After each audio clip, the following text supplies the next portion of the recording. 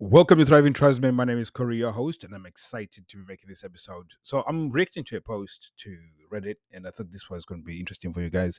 A lot of you guys are going through this, and it's pretty good for us to just start sort of breaking some of this stuff down. So in your head, when you understand it, and this is one of the things that I've discovered about coaching, is that if I can get you thinking the right way is going to cause you to behave in a certain way, which then becomes attractive. A lot of you guys are the information that you need is already swirling somewhere around in your head, especially if you're already listening to podcasts, you've read books, you've gone and watched videos and so on.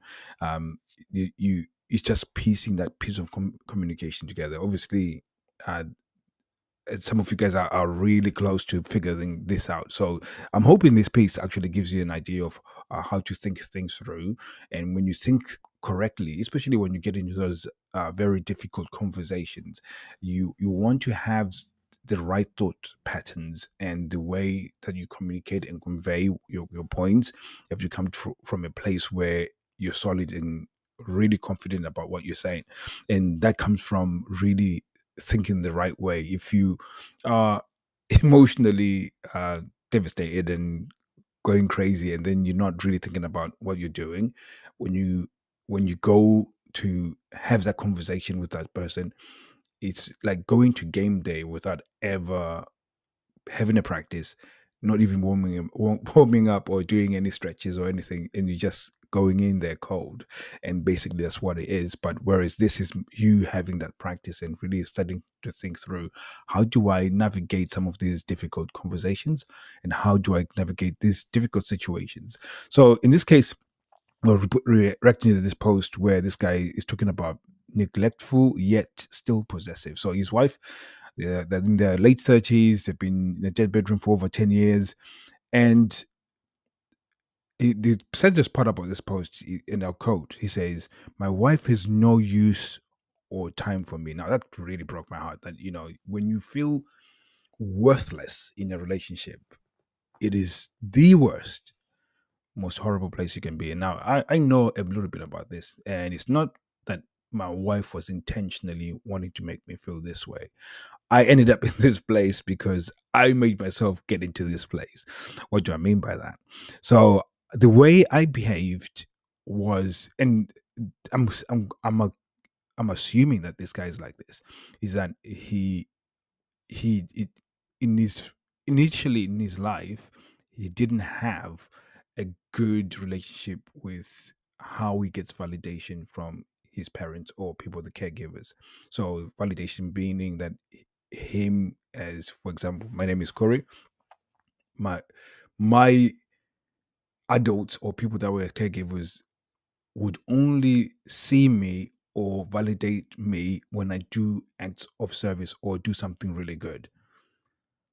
But before that, I was non-existent. And as a child, I needed that reassurance. I needed that love. I needed that attention. So I felt that in order to get that, I needed to be extra good. I had to be doing certain acts of service, and therefore I would get noticed more. So it sets the template of how I'm going to receive love, and then obviously end up in a relationship. And I wasn't feeling confident about myself. I didn't think I was worth anything. I only felt like I was worth something if I was doing something for somebody. So in this case, my wife. And then the more I did that, the more I started taking up everything that was of contribution from her.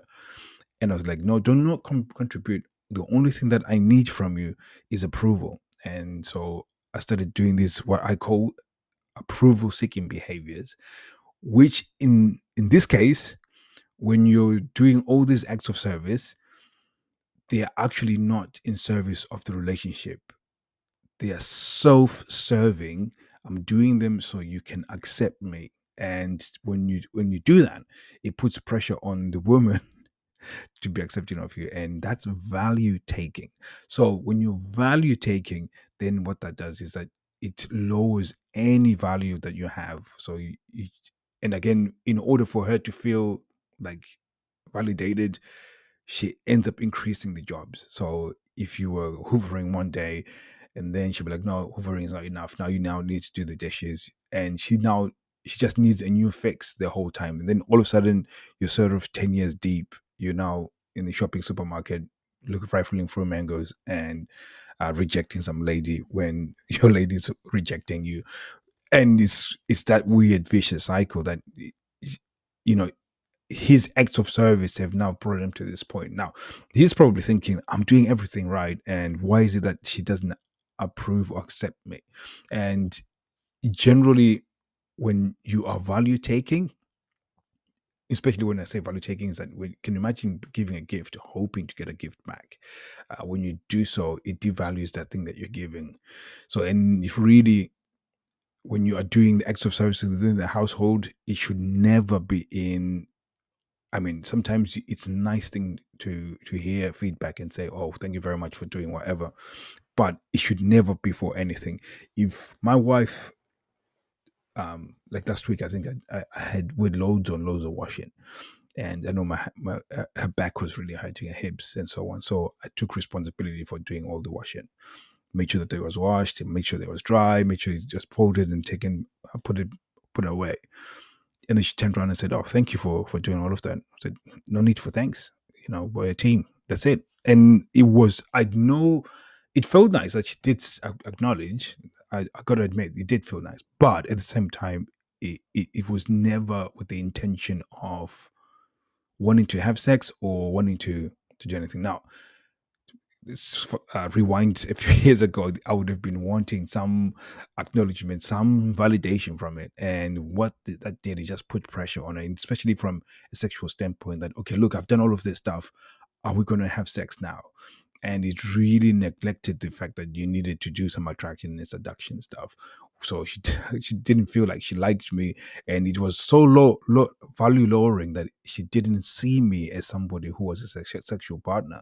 She just saw me as somebody who was pretty much a servant, no different to a servant, no different to somebody who's just in service. And again, it pushed her further into feeling less of a woman, because all of a sudden she was taking the path of least resistance, which was, I'm not going to do anything. I'm just going to sit down here and then coast. And the longer that she coasted, the more rubbish she felt about herself. And at the same time, I would, the more rubbish she felt about herself, the more she influenced what I needed to be doing in terms of acts of service. So there was this disparity that kept growing over a period of time. That the more I tried to be this amazing person that is doing everything, the more she became really shit within the relationship. So, and it gets to a point where even the way she communicates to you is borderline abusive and borderline disrespectful, and sometimes actually goes over the line and becomes really disrespectful and very negative. So again, this makes you feel like she's got no time for you, because it's really, what value do you actually bring other than being a house cleaner or house cook or whatever? You know, there's no other value they bring from a sexual standpoint. So it really becomes more important. How do I demonstrate sexual power? How do I demonstrate that in a way that makes her really excited and makes you have unbelievable sex frequently? And this is one of the things I will be teaching you guys on the Unleashing Unlimited Sexual Power. I'll be giving you guys details. If you would like to know how to get be part of this, I'll let you guys know details.